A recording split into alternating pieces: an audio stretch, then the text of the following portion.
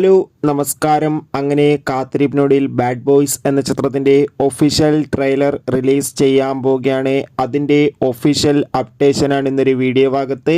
വീഡിയോയിൽ മുൻപ് video like ചെയ്യുക, ചാനൽ സബ്സ്ക്രൈബ് ചെയ്യാൻ വേണ്ടി ശ്രമിക്കുക.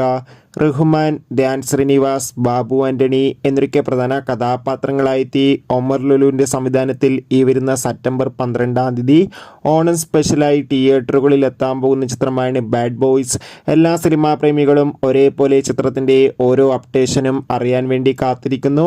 അങ്ങനെ കാത്തിരിപ്പിനൊടുവിൽ ചിത്രത്തിൻ്റെ ടീസറിന് നല്ല വരവേൽപ്പ് ലഭിച്ചിട്ടുണ്ടായിരുന്നു. ഇപ്പോഴത്തെ ചിത്രത്തിൻ്റെ ഒഫീഷ്യൽ ട്രെയിലർ ഇന്ന് വൈകുന്നേരം 5 മണിക്ക് റിലീസ് ചെയ്യുമെന്ന് കൺഫേം ആക്കിയിട്ടുണ്ട്.